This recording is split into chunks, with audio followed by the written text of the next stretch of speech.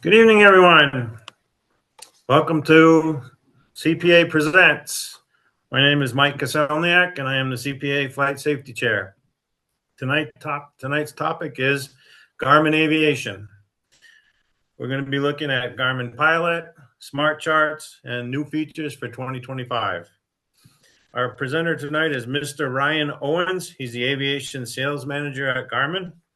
Ryan is a passionate aviator that holds a CFI, CFII, MEI, and Gold Seal flight instructor rating.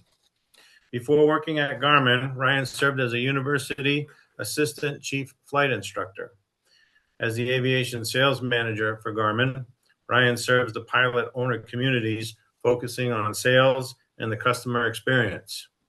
Now I would like to turn it over to Ryan. Thank you, Ryan, for accepting our invitation to speak with tonight. We are looking forward to it. It's my pleasure. Thanks so much for having me. I really appreciate it. And I hope you all get a lot out of today's session. I will go ahead and share my screen here.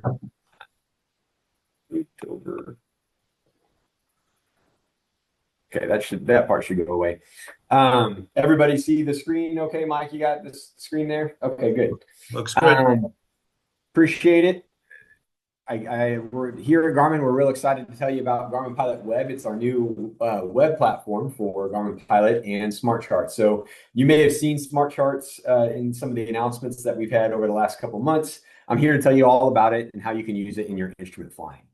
So with that, we'll go get started. First of all, about me, Mike gave me a really great introduction. I really appreciated that. Thanks, Mike. But here I am flying with my kids. So I have twins. They are 12 years old. You can see this is from when they were about 8, when I was still flying at the university on a daily basis. But they love to go up with me, although recently they both started getting airsick, which is a big bummer. So they're not flying with me quite as much as they used to. They used to love it. But I've been a pilot since 2011, and I've been flying professionally in some way, shape, or form since 2017. So as Mike mentioned, really passionate aviator. I'm tickled to be here. I appreciate y'all having me. And then we'll go ahead and dive right into it. Here's my contact information. I wanted to make sure that if you have questions afterwards, that you had my contact information. I realize that you don't have a forum. I stole the slide from a different presentation, so apologize for that. But that's my email and that's my phone number. Feel free to, if you have questions, feel free to give me a call. I'm always happy to answer the questions. If you're out there using smart charts and you're just saying, hey, I don't know how to use a particular feature, that's what we're here for. We're here to help you all and help you understand Garmin products and how it can augment your flying. With that, I'll get into the agenda. We're going to go through an introduction to Garmin Pilot Web. And then I'm going to do a live demonstration for Garmin Pilot Web. I really want to show you what it can do. And then we're going to do the exact same thing for smart charts. I'll do a quick introduction. What is smart charts? How can you use them? And then we'll do a live demonstration on smart charts. We'll do that from my cell phone. So hopefully the sharing will go well on that. And then I'll earmark some time right at the very end for questions. If you all have questions, please don't be shy. Happy to answer questions. And that's kind of what today's session will look like. And with that, I'll go ahead and dive right in. Garmin Pilot Web. So Garmin Pilot Web application is basically just a web version of Garmin Pilot. So this is something that we did not have until recently. I believe we launched it in April.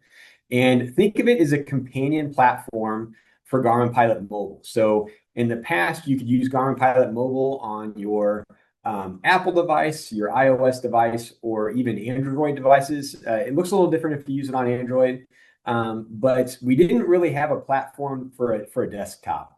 And what we have today is a desktop application for Garmin Pilot. And I'll show you how it looks and how it compares to the mobile application. There's a few changes, and we'll kind of walk through those. And then I'll actually show you how to plan a flight plan in Garmin Pilot. I'll show you how to set up an aircraft in Garmin Pilot Web. And we'll just kind of go through it from start to finish, pardon me. Right here at the bottom of the screen is the web browser for, the URL link for Garmin Pilot Web. So it's pilotweb.garmin.com. Now, I'm going to go right to the next screen. There are some free features and there are some features that you would actually pay for. But I want to really reiterate that it's really not just Garmin Pilot on the web. We've spent a lot of time customizing this for a platform, the desktop platform. And so you'll see some of the stuff looks a little bit different than what you might be used to in Garmin Pilot, the mobile application. And we've made some weather improvements. So we have a really cool wind animation. We've got improved METAR overlay display. Our animation playback is really good on the web version.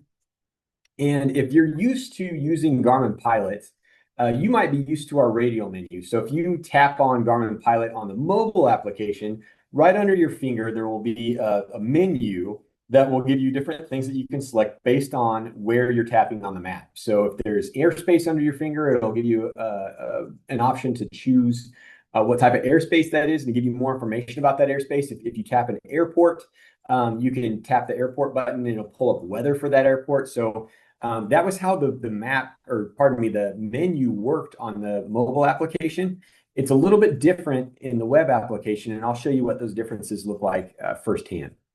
Also, trip planning in the mobile version has been transformed into flights. So if you plan a trip in the mobile version, that'll show up in flights in the web version. And actually, it probably makes more sense to do it the other way around. That's how I do my personal flight planning. I work in an office, and a lot of times I'll go fly after work. And so what I'll do is I'll do my flight planning right here at my desktop at the end of the day. And then I'll simply send that to my iPad. I'll take the iPad out to the aircraft and it's all ready to go. Now, we have a wide variety of different types of features. I'm going to kind of click through this. But we have a free version out there too. So if you're not a current Garmin Pilot subscriber and you're curious what this looks like, we want you to be using it. Go give it a shot. So we do have a free component, and I'm going to walk through some of the free features. But it comes with maps and charts. Some of our weather overlays and weather tools are available in the free version. If you want to view airport information and then create a basic flight plan.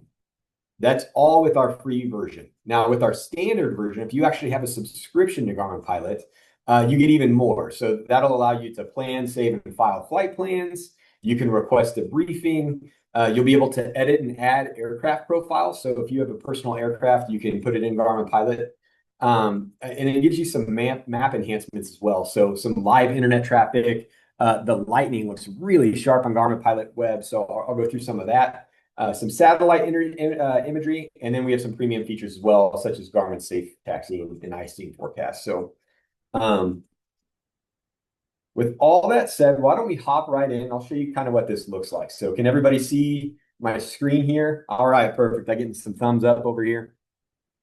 So this is what Garmin Pilot looks like. Now, keep in mind at the bottom left-hand side of the screen, I've yet to sign in. So this is not my profile. This is what it would look like if you were to not have a Garmin Pilot subscription and you were to sign in, or sorry, go to Pilot Web right now.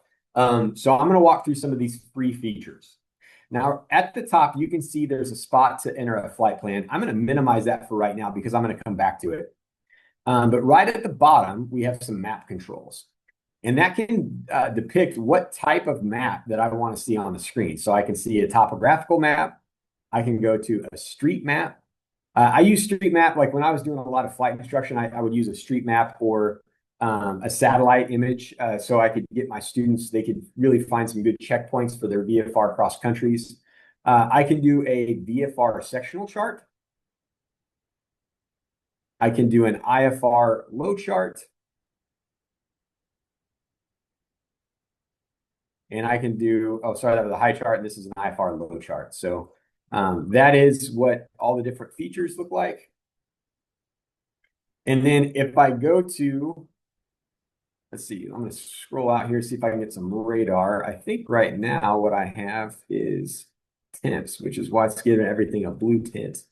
I had temps up on the screen. So I've got radar. I can zoom in on the radar and we can get a real-time, not real-time, but close to real-time depiction of what the radar is doing. And then I've got this animation playback bar at the bottom of the screen. So if I want to see the way that radar has been moving, I simply hit play and it'll walk through that. Now, if I click this radar button, it's going to tell me more about this radar. So it's going to tell me rain, snow, mixed. It's going to be, well, is it base or is it composite? So base is like what's hitting the ground. Composite would be moisture that's up in the air.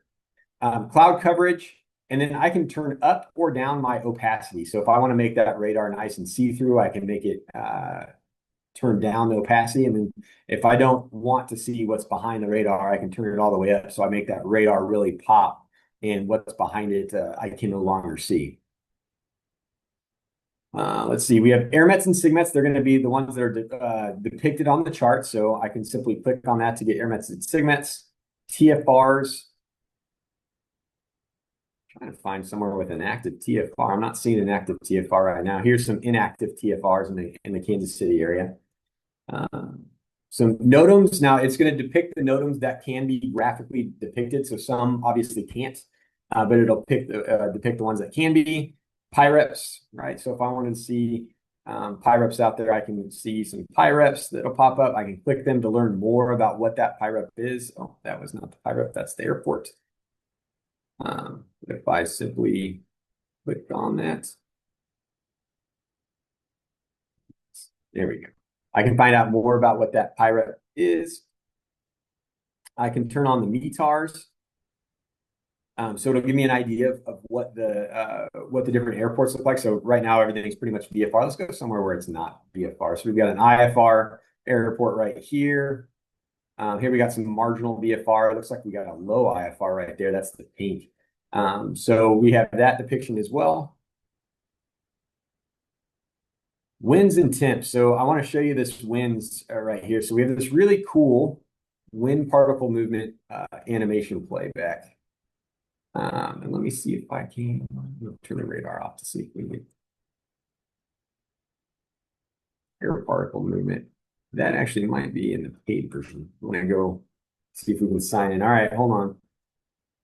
And then temps aloft. So I can turn my altitude up or down, and it'll show me temperatures. Now, if I'm like, well, I don't know what white or pink means, I can simply click my temps button, and it gives me a menu to show me exactly what these colors mean on the map. I can turn the opacity up or down, just like I could with the radar. Let's see. 100 low lead, I can find out what fuel prices are. I can do the same thing with Jet A, pardon me. And keep in mind, we've been able to do all this without even signing in. So what I envision Garmin Pilot Web used for, if you're not using it for your personal flight planning, the flight school that I used to work at, we always had a weather depicted up on the dispatch board. So this would be wonderful for a flight school that's looking to depict weather on the board. So students, while they're doing their pre-flight material, they can maybe be combing through the weather to see what their flight's going to be like today. So that's just one of the uses that I could see for it. Now, you can also see that there's certain things that are locked. I can't really create a flight. I cannot personalize my aircraft, but I can create a basic flight plan. So I can go in here, and this is IXD, which is New Century Airport. That's where Garmin has our aircraft. And I can, we'll say we're going to go to Colorado Springs. I can create a basic flight plan. But if I try to create a flight or select an aircraft, it's going to prompt me to sign in, because those features are for customers that have a Garmin Pilot Web subscription. So let's go ahead and sign in at this point. I've kind of shown you what we can do with the free version. I'm going to go ahead and sign in and let you know what kind of the next steps would be. And we'll just plan a quick flight plan so you get an idea of what Garmin Pilot Web can do.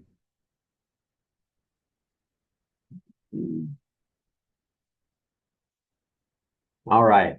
So right out the gate, we'll click settings. So there's people. I can set myself as a pilot here. So if I want to set a pilot, I can create myself or create a profile. I also have, being a Garmin employee, I've got some dummy pilots in here too, just for test purposes and that kind of thing. And then I can do the same for an aircraft. So I can go in and create an aircraft. I can these are all the aircrafts that I've created, but I can click a new aircraft if I want. I can select a make and model. So I could say maybe I'm flying a Beach Bonanza. Actually, let's do a Baron. Let's fly a Baron. That sounds like fun. And I'll go in and I'll actually create this aircraft. So I'll need to know, I'll have to create a tail number. Anything that is required is going to be an asterisk, right? So if I want to create a flight plan, we'll just say base airport is it should tell me to continue at some point. Let's see, we're going to have we'll just call it white. Let's continue. So I put in my AKO information and also all of my performance profiles. Now, we have a library of aircraft in Garmin Pilot Web already, and it's going to have basic performance data for those airplanes. Anytime that you create an aircraft, it's going to warn you, hey, make sure that the performance that comes standard in Garmin Pilot matches your actual POH. So you want to make sure that the performance that's in Garmin Pilot matches what you have in your POH. If the cruise speed's way off or if the climb performance is way off, make sure that you're going in there and you're adjusting it, and then also putting together that weight and balance information as well.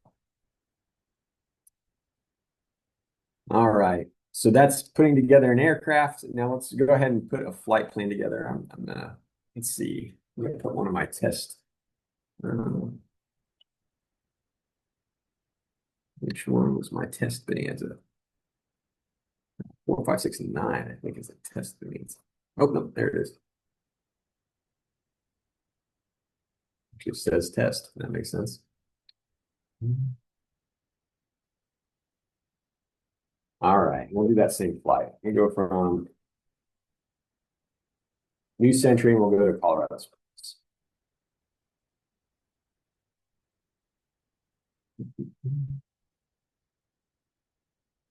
Got some weather to deal with out there. You can see it right out the gate. Now, I will say that in the actual version, if you have a premium subscription, or sorry, a standard subscription, it's going to come with things like the lightning animation. So just really quick, I just want to show you because it's so much different than what you've maybe seen in other electronic flight bag apps. But I'm going to hit play, and you can really see the lightning pop on this map. We've done a lot to show the weather over time. We really wanted the weather to kind of pop on this. And then you also see all of the traffic information. So you see all the traffic on the screen. I can simply click an aircraft. It's going to tell me more about that aircraft. And then it's going to show me all the traffic that's using ADS-B. This is live internet traffic across the United States. A couple other things that you'll see in the paid version. I meant to go through this.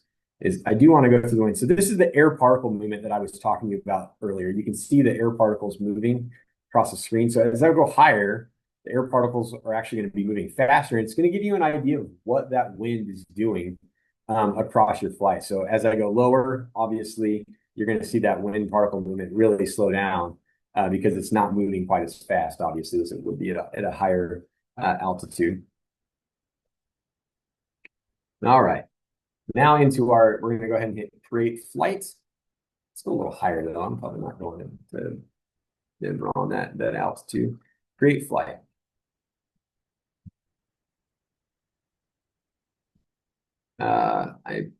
Okay, so here we're able to actually go in and create a flight. You would go in and put your weight and balance information. So if you have an accurate weight and balance profile set up, now once again, this is something that we have standard weight and balance profiles in here. So you want to make sure that matches your POH, but you can actually go in and set the weight and balance in Garmin Pilot as well. I can click a nav log, so it'll give me a full nav log for my flight. I can download and print it out if I wanted. I can also brief. So it'll show me a standard briefing, an abbreviated briefing, or an Outlook briefing. It's going to default to Leidos briefing. So it's going to be one of those large files, typically about 90 pages. So this one's, 99 pages. Same thing, if you wanted to download, print it out, you could. Or you can scan through it, see if there's any relevant information for your flight that you're flying. And then I could file right here from Garmin Pilot Web if I was actually going to go fly this flight today. So we go back to our map screen. So that's the basics of Garmin Pilot Web. We put out, once again, we've invested a lot in Garmin Pilot, and the web application is just the latest enhancement that we've made to our Garmin Pilot platform, and also smart charts. So we're going to dive right into smart charts next. But if you have questions on Garmin Pilot Web, go ahead and save them, and we'll hit those all at the very end of the webinar. So I'm going to go ahead and get out of that, and we'll go right to smart charts. Smart charts. All right, so what do we have here? These are FAA terminal charts. So those of you that trained probably kind of around the time that I got my instrument rating in 2014. And so I got really familiar with this document that's on the left side of the screen. So this is a U.S. Terminals Procedures publication. And when I actually went out and did my instrument training, my instructor had me get the big white book, and I actually tore out the approaches that I was going to fly, and I put them on my clipboard, and I would go fly my approaches. And this is right around the time that iPads really started being a thing, and I thought iPads were so silly until I realized that you can use them for flying, and I haven't looked back. They're just so, they're obviously, most of us probably fly with an iPad, and we're used to seeing charts in the electronic flight bag the way you would with Garmin Pilot today. But whenever I started training students, it was like in the 2019, 2018, they no longer had an idea of what the Terminals Procedures publication was. Like they didn't know what that white book was. They were just used to getting into Garmin Pilot. They would go to charts and they'd pull out whatever approach charts that they wanted. And if there was a symbol or something that they didn't know what it was, they really didn't know where to look because they didn't have the concept of what the Terminal Procedures publication looked like altogether. I actually at one point went and bought one just so I could show students like, hey, this is what it's supposed to look like altogether. On the right side of the screen, you see an airport diagram. So as you can see, it's cluttered. There's a lot of information. It's very difficult to see what is relevant to you and what isn't. And so you'd spend a lot of time, like if I'm trying to look up the frequency or whatever, hopefully I have some good eyesight. It's going to take a minute to decode what I have here on this airport diagram. And this is the same thing. So this would be an arrival chart. It's going to be cluttered. It's distracting. There's not been any innovation really in decades. And pilots really have to decide what information is applicable to their flight. So obviously you're not flying all these routes. They're not all applicable to you. And Garmin just thought, man, there has to be a better way.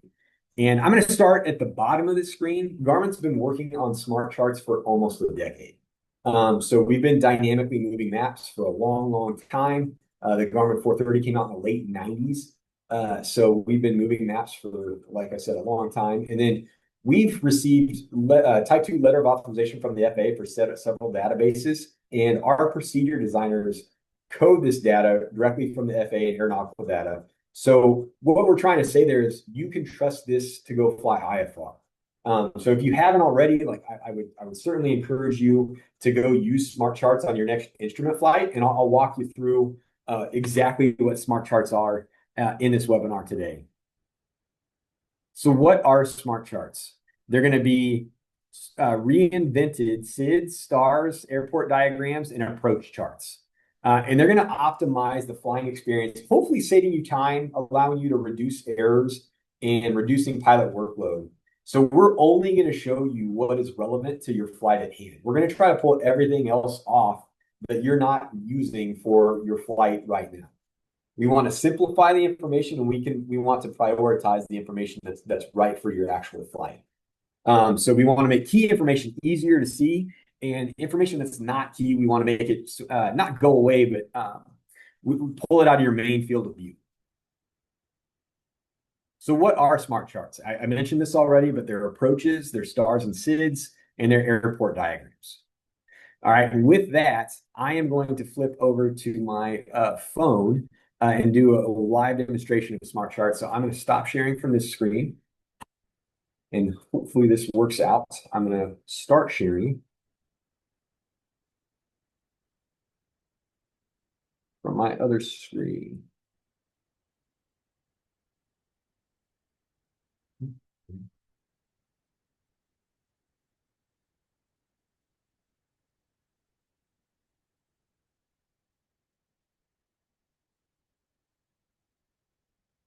All right, looks like it's working.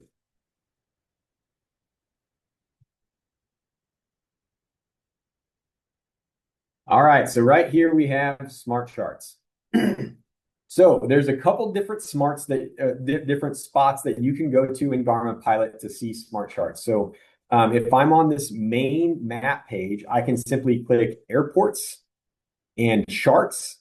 And then you see it about midway down the screen, I have the option to toggle between flight charts, which are your typical FAA charts, and smart charts.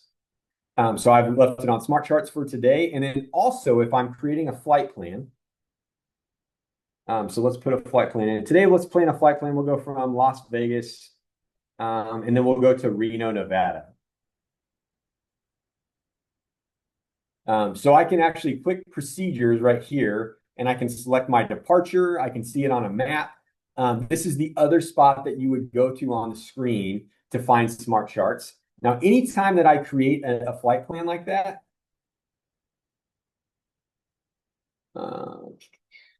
I can go to my chart section.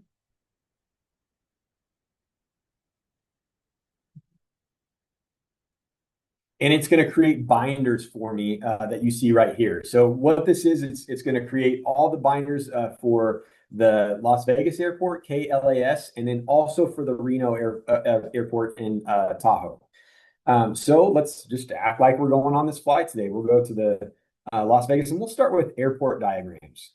All right. So what you can see here is it's quite a bit simplified smart chart of an airport diagram.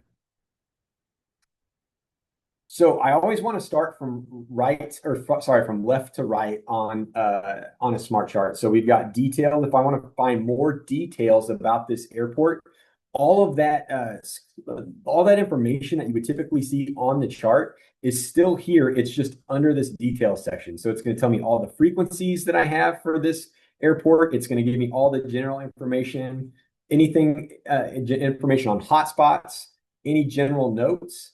Right? And then it's going to give me takeoff procedures, obstacle minimums, all that's still here. Now, typically I would go to the terminal procedures publication and I'd have to go to a completely different chart altogether to find this information. It's right here all this on the screen in this case. And then I can also click on alternate min. So if there's like alternate minimums to be used as an alternate, they would be right here as well. Going back to the airport diagram, you can see that it's been cleaned up quite a bit. Now, anytime that I'm using a smart chart, and let's say that I get confused and I'm new to using smart charts and I just want to see my typical FAA chart that I'm familiar with, at the very top right button, right of the screen, you see this arrow button. There's got the top one is an arrow going to the left and the bottom one's an arrow going to the right. I can simply click that and it's going to go right back to our traditional FAA chart. So if you get confused for some reason, you're just like, I just want to see my regular chart, you can click that button and go right back to it. So I really like that. I thought that was a nice touch. But all of the airport runway markings are available at a glance. You can zoom in on things and they show up larger, obviously. The windsock information is still there. So we really tried to make this simple. So if you're using this in the real world, you can see all this information just at the touch of a button. All right, now let's go to a departure chart. Go to a departure. Let's say I'm go out and I do my run up and I get the Joker 5 departure. Right? So this is what the Joker 5 departure is going to look like in the smart chart environment. Now remember, we can always go back, just click this arrow button. It's going to take us right back to the FAA chart. And so I can zoom in on any information that I need to, but you can just tell looking at it, it's cleaned up quite a bit. So anytime I use a smart chart, I want to work from left to right at the top of the screen. So aircraft is set to all. I can't change that. It's only for all. Some they have a limitation where you could only limit it to jets or whatnot. In this case, the only option is all. And then I can choose a runway. So as you can see here, I select a runway. Let's say on 19 left, and it's going to pull out all the procedures that don't come from runway 19 left. All the other information is going to be removed from the page. I can choose a transition. So let's go to Keno. And then I can click on details about this arrival procedure. Once again, it's going to tell me the name of the procedure, what's the required equipment, what are the routes, transition altitude, any notes. All that stuff is going to be available right on the screen. And you see that the MSA right here in the middle of your screen is geo-referenced. So it's accurate. It's a 25 nautical mile circle. And here are all my fixes. Now, if I zoom out, a lot of the information of those fixes is going to go away, but you see some of those fixes are still colored. And what that color means is that there's a restriction associated with that waypoint.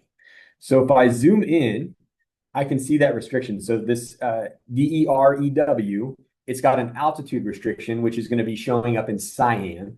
And it's going to limit you, in this case, to 7,000 feet. Now, this waypoint actually has two restrictions. And I'm going to zoom in just a little bit so everybody can see it. It's an altitude restriction, once again, showing up in cyan, and it's a speed restriction, so it's showing up in magenta. So if I zoom out, those restrictions go away, but then that waypoint turns colors, letting you know that there's a restriction involved with that waypoint. So it's really just trying to highlight that portion for you. I can also zoom in to find my minimum altitude, my magnetic course, and then that bottom number is the distance between waypoints. So all that information is going to be showing up on my departure chart. All right, now let's go to an arrival.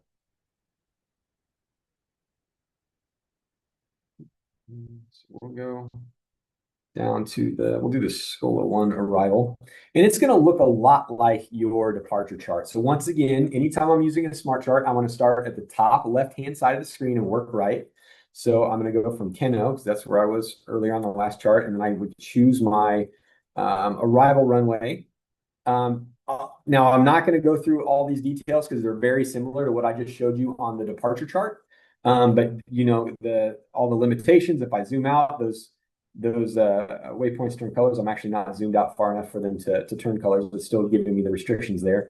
And it's really minimizing all of the information that's displayed on the screen. But I can, if I want to know more details, I can click the details button and it's going to come right back. And then I can, once again, always go back to my FAA chart if that's something that I like to do. Now, I'll tell you, I've been using these in my flying, and I found them easy to use. In fact, sometimes I'll kind of like intentionally hit the wrong button and see how fast I can fix it. And I found them very user-friendly so far, and it's really nice to pull all that extra information off the screen. All right, so then let's go to an actual approach chart. So let me show you what an approach chart looks like. We'll just do ILS 19 right. So once again, the MSA is, oh goodness, this does not look quite right from my phone. So normally there's a plan view and a profile view. So if you have it on an iPad, I highly encourage that you to take a look at what the smart charts look like on your iPad. There's a plan view here, but there's also a profile view on the bottom of the screen. So on my phone, it doesn't show up quite right. I apologize for that. But here's what the profile view would look like at the bottom of the screen. Now, everything is geo-referenced. It'll show your aircraft right on the chart itself, as long as you have something in your aircraft that gives a GPS location. And in the main chart itself, once again, that MSA is depicted just like you would normally see it. Not how you would normally see it, but it's depicted how it would actually show up in real time. So that's actually a 25 nautical mile circle. And then if I zoom in, this orange path is actually the missed approach. So that orange part of the screen is everything that's from the missed approach. And then sometimes on an approach chart, it's hard to tell where the actual airport is. So we circle it in gray, so you can, it like really makes it pop on the screen, so you don't lose where the airport's actually at. But the highlight to this is my minimums. So if I click on ILS, I can actually make adjustments to my minimums based on things like inoperative equipment or some other note that affects the minimum on the screen. So let's say my approach lighting system is inoperative. I can simply click inop, and it'll actually change my visibility requirement on the screen itself. So when I click done, you can see that visibility requirement that's actually impacted on that top menu bar on the screen.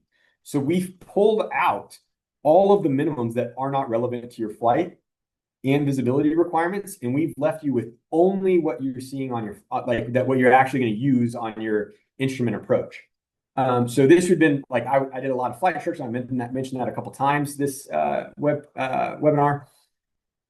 I can't tell you how many times I saw a student set their minimums, and then somewhere along the approach, they look down and they get confused and they see the wrong minimums. And even though they set it correctly, they go missed at the wrong time and make a mistake. So in this case, it's only going to leave you with the minimums that's relevant to your flight.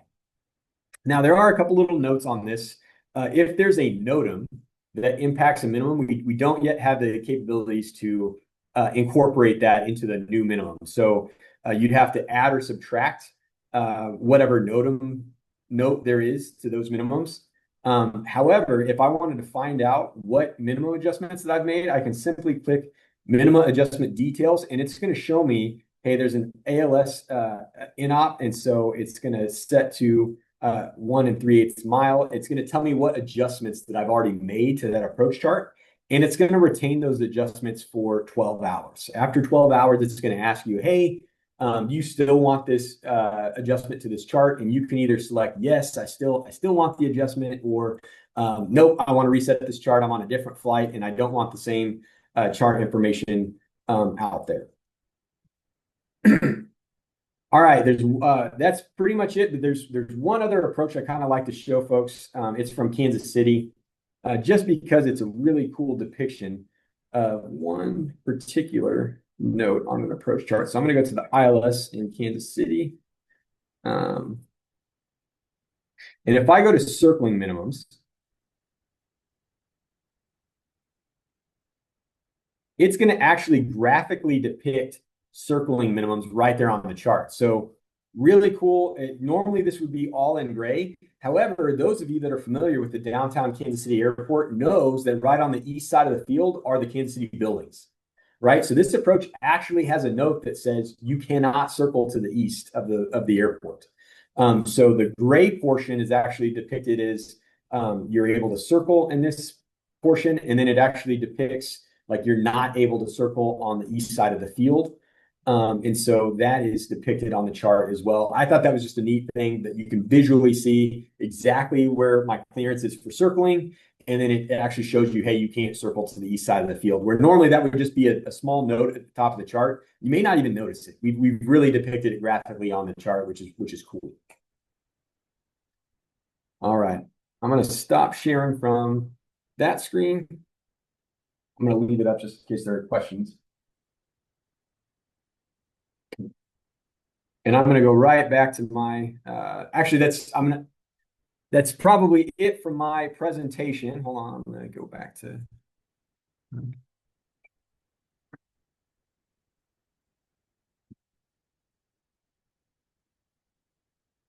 And questions. So now is the portion, do we have any questions?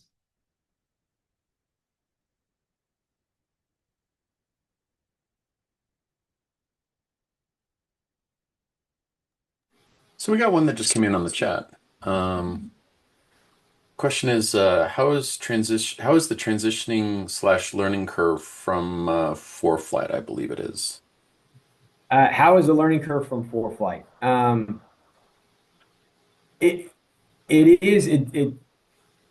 Garmin Pilot has a lot of really, we're always investing in Garmin Pilot, and there's a lot of features that we're really building out in Garmin Pilot. We don't have like a good transition training from ForeFlight specifically to Garmin Pilot.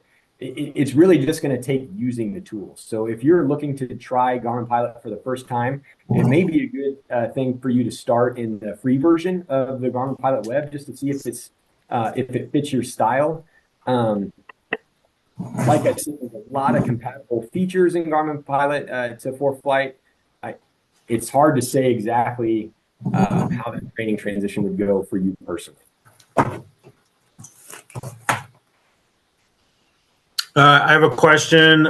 A lot of the stuff that we do out here and around the Denver area, we have training boxes.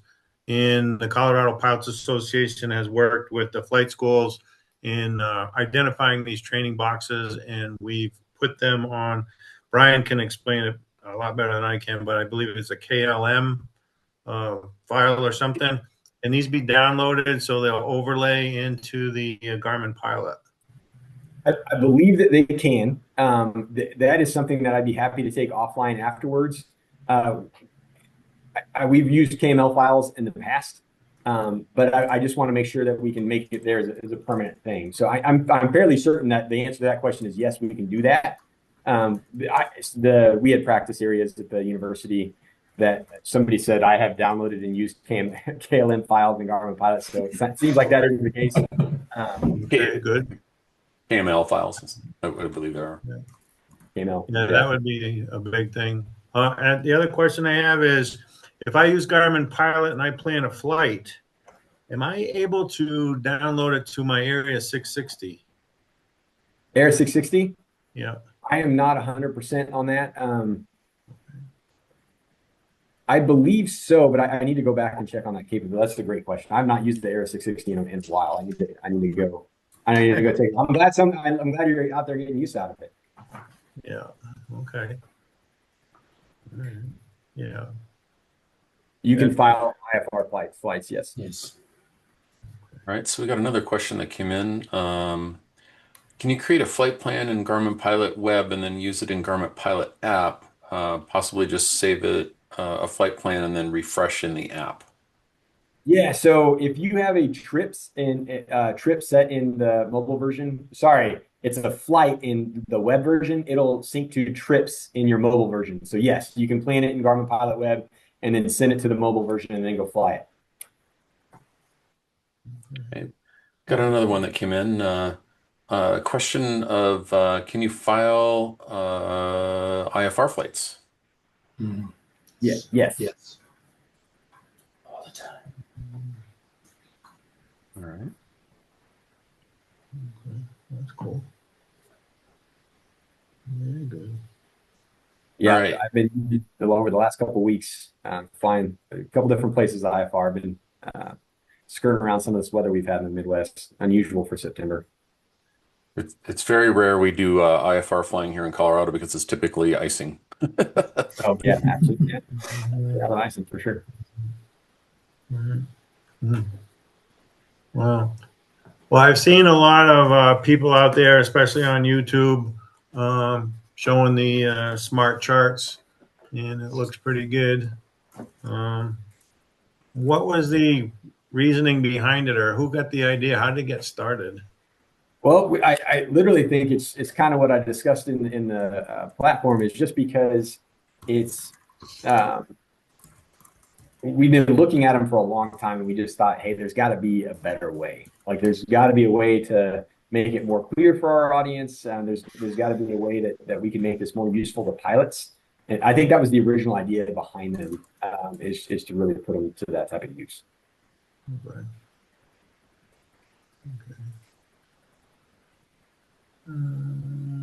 Another question came in.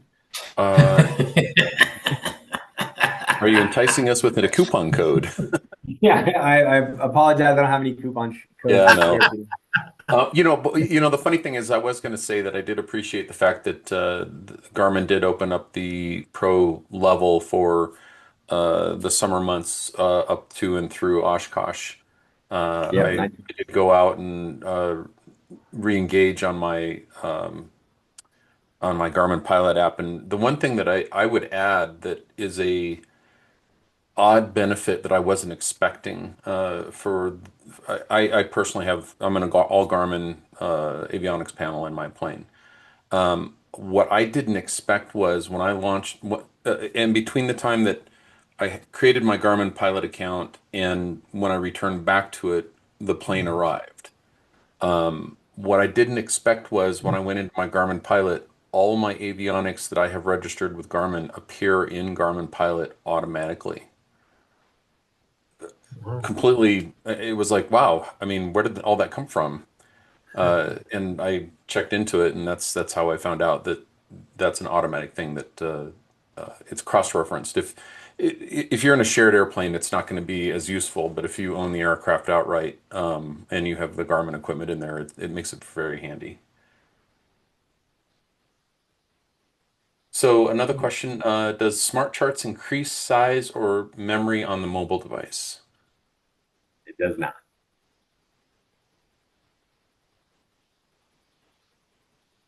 It's a great technology. I honestly, it's I would put it on the level as game changing as when ForeFlight was first introduced.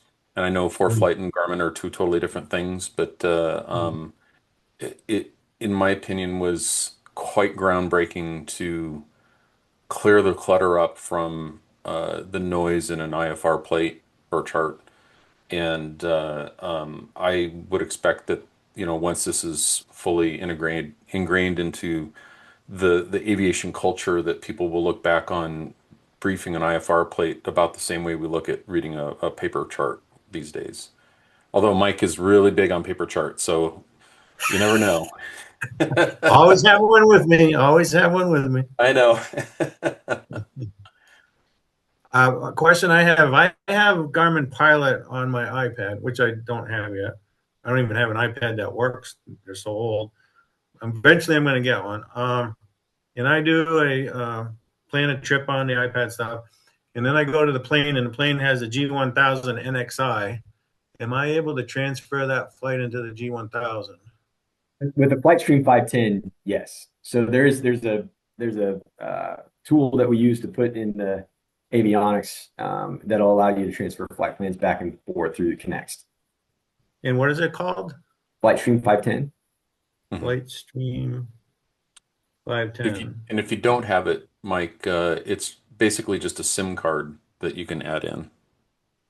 Okay. So it's a little SD card that plugs into it, and it gives the functionality to push and pull the plans to and from the airplane.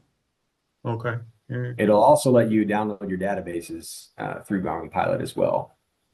Which is huge. Mhm. Okay.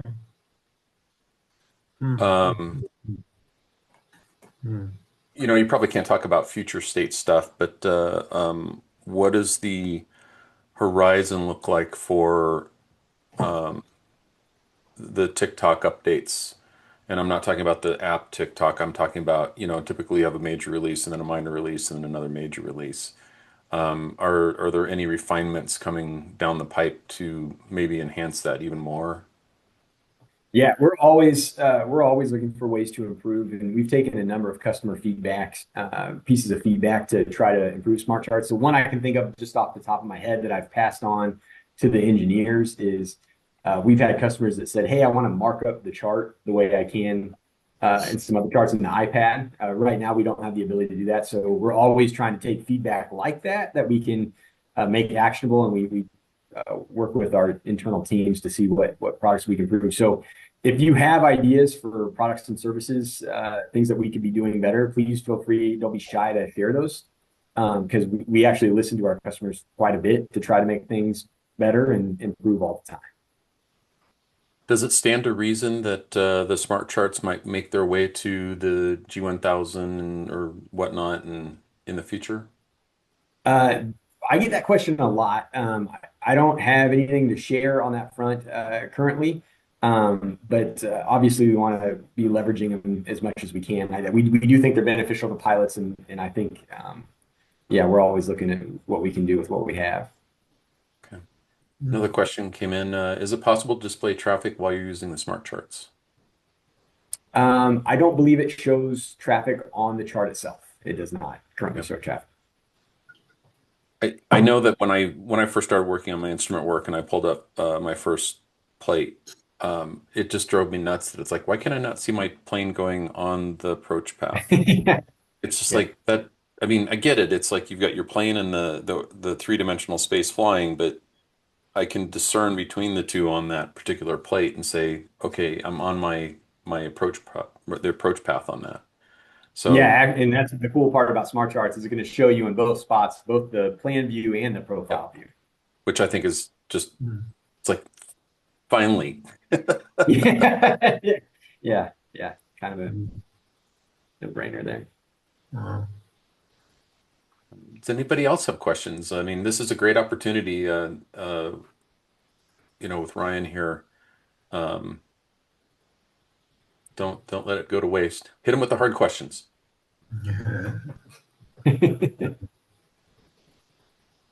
No, it's a fantastic product, that's for sure.